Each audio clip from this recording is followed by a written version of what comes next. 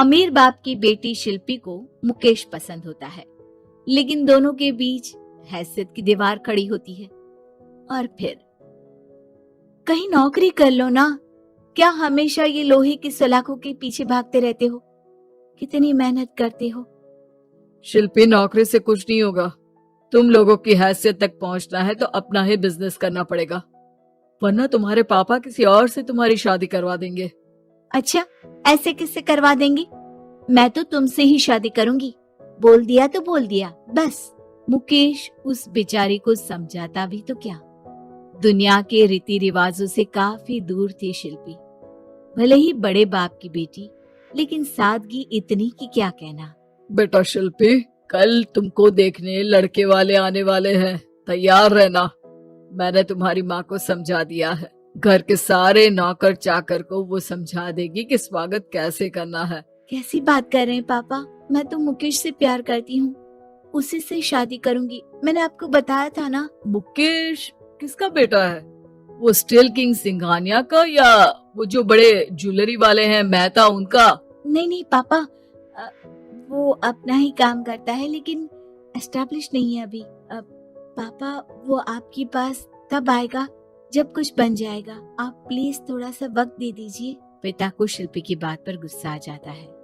वो उससे कुछ नहीं कहते और शिल्पी की माँ के पास जाते हैं। ये संस्कार देकर बड़ा किया तुमने शिल्पी को, और कैसे मैं किसी भिखारी के साथ उसकी शादी कर दूं? कौन है ये मुकेश? मैं जानती हूँ, बड़ा ही होनहार लड़का है। शिल्पी से बहुत प्यार करता है और शादी करना चाहता है। अरे ऐसे कैसे मैं किसी से भी अपनी बेटी की शादी कर दूं? कोई भी उठकर आए और कहे कि मैं शादी करना चाहता हूँ तो मैं शादी कर दूं? कान खोल कर सुन लो, कल उसे अच्छे से तैयार कर देना, क्योंकि जो लड़का मैंने देखा है शिल्पी के लिए, वो करोड़पति घर का बेटा है, समझी? लाख मना करने पर भी शिल्पी को उस लड़के से मिलवाया जाता है जो उसके पिता ने उसके लिए देखा था। देखिए, मैं किसी और से प्यार करती हूँ और उसी से शादी करूंगी। ये तो बहुत अच्छी बात है कि तुम किसी और से प्यार करती हो, क्योंकि मैं भी किसी और से प्यार करता हूँ। लेकिन शादी तो हम दोनों को ही करनी होगी, जानती हो ना, ये बिजनेस और ये सारा कुछ। शिल्पी को समझ में नहीं आता कि वो क्या कह रहा है, लेकिन वो समझ जाती है कि वो लड़का भी किसी और से प्यार करता है। पिताजी, वो भी कह रहा था कि वो किसी और से प्यार करता है। हाँ तो करने दो ना, हमने तो नहीं रोका। तुम अपना देखो, शादी के लिए हाँ कर कर गया है वो। लेकिन क्यों? अरे वो और मैं दोनों ही एक दूसरे से प्यार नहीं करते, फिर शादी क्यों कर ले? पापा, एक बार सिर्फ मेरे कहने पर आप मुकेश से मिल ले।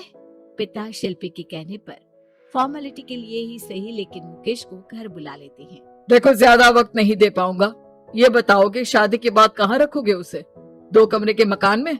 नहीं सर, मैंने 2 साल के बाद का सारा प्लान कर लिया है। मैंने आयरन इंडस्ट्री खड़ी करने के लिए पूरा ब्लूप्रिंट तैयार किया है। मेरी खुद की जगह है दादाजी की, बस थोड़ा फंड का अरेंजमेंट हो जाता तो काम शुरू कर देता। अच्छा, मतलब तुम यहाँ फंड रेज करने आए हो? मुकेश समझ जाता है कि उसके पिता शिल्पी की शादी उससे कराने के मूड में नहीं है।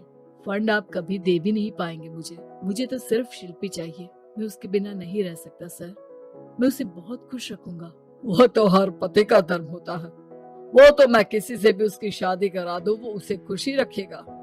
लेकिन देखो, मैं ज्यादा बात को घुमाना नहीं चाहता। वो बड़े घर की लड़की है, उसे काम काज की आदत नहीं। अभी वो समझ नहीं रही, लेकिन तुम तो समझो। मैं किसी भी हालत में शिल्पी की शादी तुमसे नहीं करवा सकता। मुकेश पिता से लाख मन्नतें करता है, लेकिन वो नहीं मानते। शिल्पी की शादी उस अमीर लड़के से हो जाती है। शादी के बाद क्या हम लोग मेरी माँ के घर चले?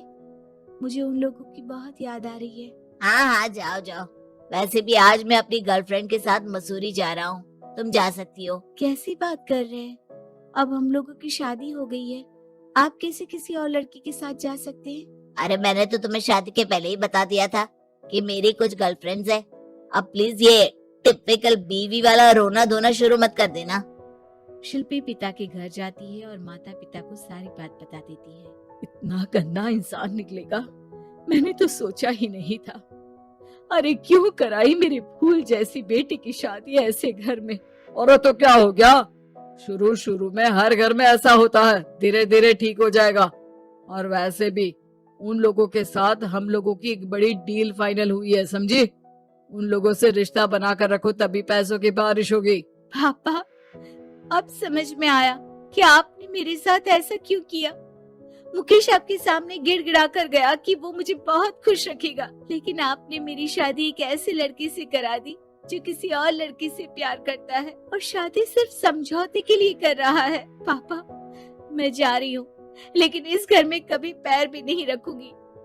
आपने मुझे सामान की तरह इस्तेमाल किया।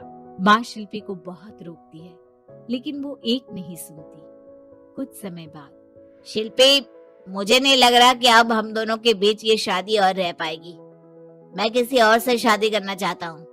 वैसे तुम परेशान मत हो ना, तुम्हारे पापा के साथ हम लोगों की डील जो चल रही है ना, वो नहीं रुकेगी, क्योंकि तुम बहुत अच्छी लड़की हो। ठीक है, मैं जा रही हूँ तलाक के पेपर में साइन करके, लेकिन एक शर्त है, मैं कहाँ गई ये बात मेरे पिता तक नहीं पहुँचनी चाहिए। शिल्पी घर छोड़कर चली जाती है। वो एक नौकरी करती है और अपना जीवन खुद संभालती है। लेकिन एक दिन, शिल्पी जी, आपसे मालिक मिलना चाहते हैं। मुझसे क्यों? शिल्पी मालिक के कमरे में जाती है, जहाँ सामने मुकेश होता है। अरे आपको देखकर बहुत खुशी हुई, बहुत बड़े आदमी बन गए। थैंक्स, पर तुम्हें नौकरी करने की क्या जरूरत पड़ गई? मैंने तो सोचा भी नहीं था कि तुम मेरी शिल्पी होगी। तभी वहाँ शिल्पी के पिता आ जाते हैं। शिल्पी, तुम्हारे बारे में माँ से पता चला। घर चलो बेटा, मुझे माफ कर दो। मुकेश, मैं यहाँ अपनी कंपनी के काम के लिए आया हूँ। तुम्हारी कंपनी की डील अगर हमें नहीं मिली तो हम बर्बाद हो जाएंगे। वैसे अब तुम चाहो तो शिल्पी की शादी मैं तुमसे कराने को तैयार हूँ। बस करिए पापा, ये क्या सौदा लगा रखा है आपने? जिस कंपनी से आपकी डील हो, अपनी बेटी की शादी उसी के घर करा देते हैं। शिल्पी मुकेश से माफी मांगती है और वहाँ से जाने लगती है कि मुकेश उसे रोक लेता है। रुको शिल्पी, ये सब कुछ तुम्हारे लिए है। ये कंपनी, ये नाम सिर्फ तुमसे शादी करने के लिए ही खड़ा किया था। मैं आज भी तुमसे बहुत प्यार करता हूँ।